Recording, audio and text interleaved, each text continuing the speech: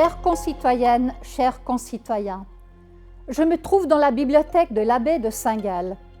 Ce magnifique bâtiment fait partie de l'ensemble abbatial inscrit au patrimoine mondial. Les livres et les écrits qui y sont conservés ont une très grande valeur.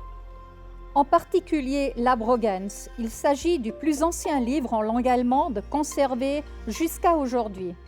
Cet ouvrage est un dictionnaire de mots latins traduit en vieux haut allemand. Le premier mot est justement Abrogens, qui peut se traduire par modeste et humble. Je trouve que ce livre correspond bien à la Suisse.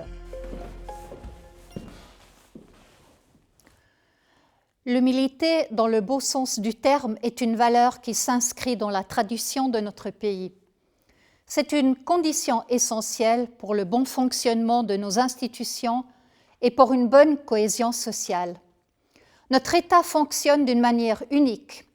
La population participe directement aux décisions, ce qui est synonyme de responsabilité. Dans notre système de démocratie directe, nous devons accepter et soutenir les décisions prises, même lorsqu'elles ne correspondent pas à nos convictions.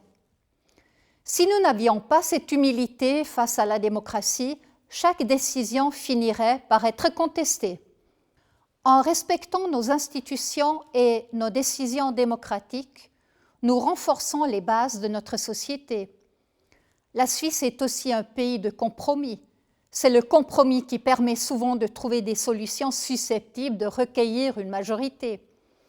Faire des compromis veut dire être capable de reconnaître que les revendications des autres sont aussi légitimes.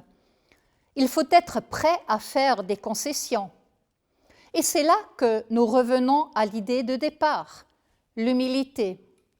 Chères concitoyennes, chers concitoyens, une fois de plus, l'année écoulée a été mouvementée. J'aimerais vous dire que la prochaine sera plus calme, mais je ne sais pas plus que vous de quoi 2025 sera faite. Par contre, je sais que nous pouvons aborder la nouvelle année avec confiance. La Suisse est forte et dispose de capacités pour agir. Notre démocratie et notre état de droit fonctionnent, et notre sens de la collectivité est bien vivant. Nous pouvons trouver des solutions. Cela ne va pas de soi et nous pouvons être reconnaissants envers tous ceux qui contribuent chaque jour au bon fonctionnement de notre société, que ce soit au travers des institutions politiques et sociales, de l'économie, de la culture ou d'activités privées. Merci à vous donc, chères concitoyennes et chers concitoyens. Chacun d'entre nous a un rôle à jouer dans ce projet commun, et cela vaut aussi pour 2025. Bonne année à vous tous.